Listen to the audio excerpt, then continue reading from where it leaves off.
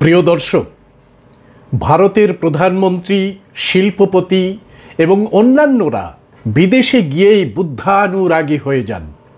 গর্বের সাথে উচ্চারণ করেন, আমি বুদ্ধের দেশ থেকে এসেছি। I come from India, the land of Buddha.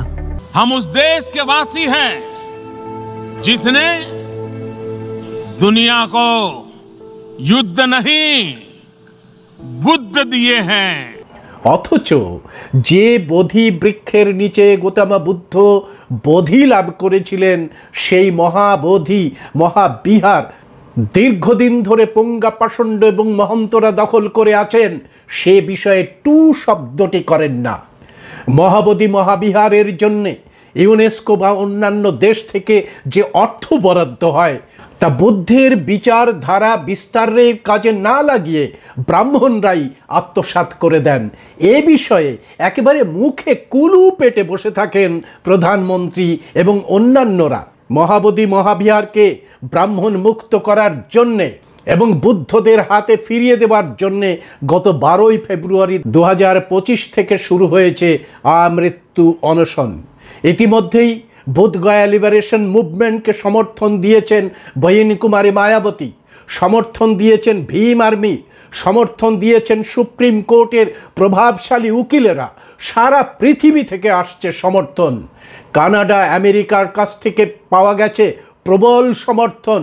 প্রত্যেকেই চাইছেন অবিলম্বে ব্রাহ্মণেরা মহাবোধি মহাবিহার ছেড়ে চলে যাক, বুদ্ধ ভান্তদের হাতে অর্পণ করা হোক মহাবোধি মহাবিহার বুদ্ধগয়া পরিচালনার ভার। শুনুন ভান্তে কি বলছেন। आज जो है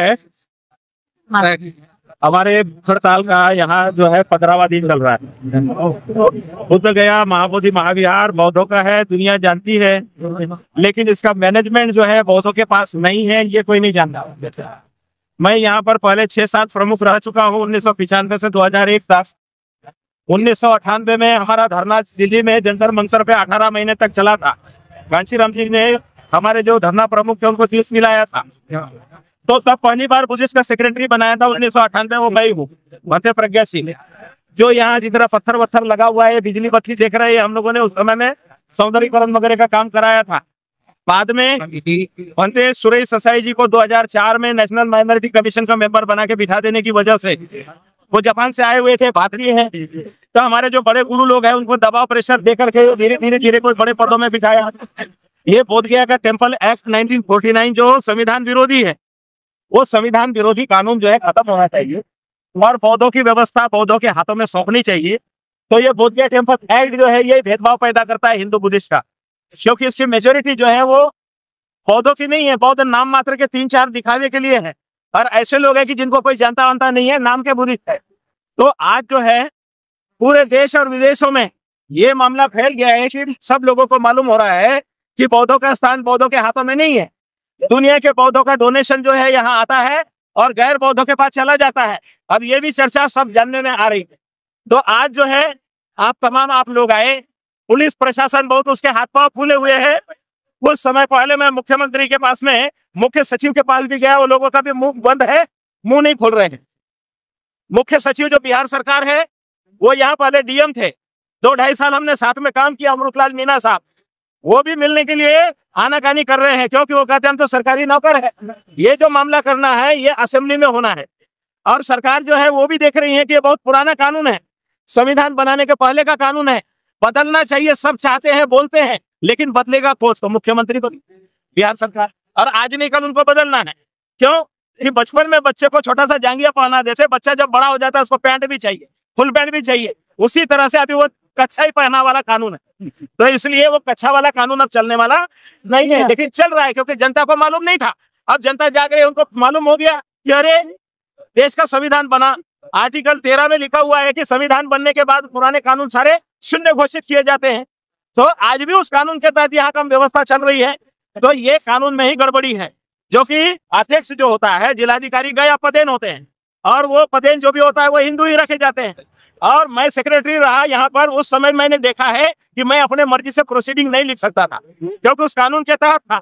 लेकिन माहौल उस समय ऐसे था कि हमको भी उतनी बात समझ में नहीं आती थी। लेकिन आज माहौल ये हो गया है कि बच्चा बच्चा जान रहा है कि ये संविधान विरोधी कानून है। और ये बदलना चाहिए। तो आप तमाम लोग जो यहाँ इकट्ठा हुए, हमारे यहाँ के प्रशासनिक लोग नन परसों से बहुत परेशान है। उन्होंने जैसे सुना जी हाँ माब आने वाला है, लोग आने वाले हैं, देश विदेश के आने वाले हैं। ये गगन मलिक आए थे, रात में चुपके आए और चुपके मिल करके चले गए, क्योंकि जब मालूम होगा कोई एक्टर आ रहा है कुछ आ रहा है तो भीड़ होगी, तो परेशानी होती है। तो कल प्रशासन के लोगों ने हमको जिलाधिकारी महोदय से बाहर ले गए बातचीत कराने के लिए। तो उन्होंने कहा कि ठीक है, गृह मंत्रालय के साथ में हम वार्ता करा दें। तो गृह मंत्रालय के साथ में वार्ता होगी, आगे क्या हल निकलेगा वो देखा जाएगा। मैं हमारे जो आंदोलन जो हो रहा है, ऑल इंडिया बुद्धिस्ट फोरम नाम की संस्था जो है, 2015 में ये लोगों ने उसको गठित किया, क्योंकि बंगाल में बुद्ध जयंती की छुट्टी नहीं। 50-60 साल में अलग अलग संस्थाओं ने कोशिश कर ली बंगाल में बुद्ध जयंती की छुट्टी कराने के लिए। आज भी पूरे देश में कई राज्य है जहां बुद्ध जयंती की सार्वजनिक छुट्टी नहीं है, केंद्र की है, लेकिन राज्यों में नहीं है। तो बंगाल के लोगों ने कोशिश अपने अपने स्तर पे की थी, लेकिन सक्सेस नहीं हुए। उस समय किसी मुख्यमंत्री के पास गए डेलीगेशन लेके, तो उस मुख्यमंत्री ने कहा कि बंगाल में जितने पागल कुत्ते हैं ना, उतनी तुम्हारी बुद्धिस्ट की संख्या भी नहीं है। तो जो बौद्ध है, परंपरा से बौद्ध है, उसको बहुत बुरा लगा, पागल कुत्तों से हमारी तुलना कर रहे हैं। तो क्या हुआ, इस तमाम बंगाल के जितने सिलीगुड़ी, दार्जिलिंग, सिक्किम से लगा करके पूरा हिमाचल तक के जो हिमालयन बुद्धिस्ट है, उन लोगों ने इकट्ठा होकर मेमोरेंडम लिखे, 430 मेमोरेंडम इकट्ठा किए, बहुत बड़ी एक रैली की, शांति यात्रा की, और शांति यात्रा करके सिलीगुड़ी जाम किया और मुख्यमंत्री को जाके मेमोरेंडम दिए। तो संगठित शक्ति के बल पे क्या हुआ कि बुद्ध जयंती की छुट्टी बंगाल में घोषित हो गई। तो उसी तरह से अलग अलग संस्था अलग अलग मांग करेगी और बोलेगी बुद्ध गया हमको चाहिए, बुद्ध गया हमको चाहिए, होने वाला नहीं है। इसलिए सभी संगठनों को एक करने के लिए हम लोगों ने जो प्रयास किया है 2 साल में, तो तमाम जितने भी भारत की छोटी मोटी संस्थाएं, सबको एक मंच पे लाने के लिए हमने कहा है कि सभी एक जगह आ जाओ। कोई अपना मैं बड़ा, मेरी संस्था बड़ी, ये नहीं चलेगा। हम सारे भारत के बहुत जितने भी फुले शाहू अम्बेडकर के मानने वाले लोग हैं, जितने भी बहुजन विचारधारा के मानने वाले हैं, दादू नानक, रैदास, कबीर, जितने भी इन संतों ने क्यों खड़े हुए, क्योंकि ब्राह्मणवाद ने सबको सताया, विषमता ने सबको सताया, समानता में विश्वास रखने वाले जो लोग हैं उन संतों को लोगों ने मार दिया, हत्याएं कर दी उनकी, क्योंकि यहाँ पर जो ब्राह्मणवादी व्यवस्था है वो समानता नहीं चाहती है। तथागत बुद्ध ने समानता के लिए दुनिया में जो भी सम्राट अशोक ने धर्म फैलाया, समानता के लिए, जात पात, ऊंच नीच, छुआछूत सब समाज से करो। बाबा साहब ने संविधान लिख के दिया, यहाँ पर कोई किसी के साथ भेदभाव नहीं है, कानून के सामने सब समान है, लेकिन व्यवहार में सारा विपरीत है। तो आज जो है हम जो इकट्ठा हुए हमारे तमाम बड़े गुरु लोग जितने भी जहां पर भी है, तमाम सभी लोगों के मेहनत और प्रयास से आज जो है 15 दिन धरना हमारा जो भूख हड़ताल का चल रहा है, और इसमें जो समर्थन देने के लिए अलग अलग राज्यों से, कोई लद्दाख से है, कोई दार्जिलिंग, कालिम्पोंग, त्रिपुरा, बहुत दूर से लोग यहाँ समर्थन देने के लिए आए कि भाई हम आपके साथ है। ये बौद्धों पर बहुत बड़ा अन्याय है, क्योंकि जितने भी सिख हैं उनके गुरुद्वारे सिखों के पास है, जितने भी मुस्लिम हैं उनकी मस्जिद मुस्लिम लोग संचालन करते हैं, दुनिया में जितने भी ईसाई हैं उनके सारे चर्चेस ईसाई लोग चलाते हैं, लेकिन दुनिया में जितने भी बुद्धिस्ट है, वो बुद्धिस्ट का ज्ञान प्राप्ति स्थान तथागत बुद्ध का जो भूमि है वो बौद्धों के व्यवस्था में नहीं है। ये सबसे बड़ा अन्याय है। ये दुनिया में इतना बड़ा अन्याय कहीं नहीं जो कि बौद्धों के ऊपर में है। तो इसलिए इस अन्याय को समाप्त कराने के लिए अगर सही मायने में संविधान लागू होगा तो ये बोधगया टेम्पल एक्ट 1949 खत्म करने पर ही होगा, क्योंकि इसी के अंदर सारा भेदभाव भरा हुआ है, इसी में मेजोरिटी जो है गैर बौद्धों की है। तो भारतीय संविधान की रक्षा करने वाले, भारतीय संविधान बचाने वाले हम लोग हैं। बाबा साहब ने हमें संविधान देकर के और हर देश के नागरिक को नागरिक बनाया है। हम किसी की प्रजा नहीं, हम नागरिक है इस देश के, हम इस देश के मूल निवासी जितने सारे नागरिक है, इसलिए हमारा अधिकार है, हम किसी से भीख नहीं मांग रहे। हमारा जो पुराना कानून है उसको खत्म करो और बौद्धों का अधिकार बौद्धों के हाथ में उसको सौंप दो।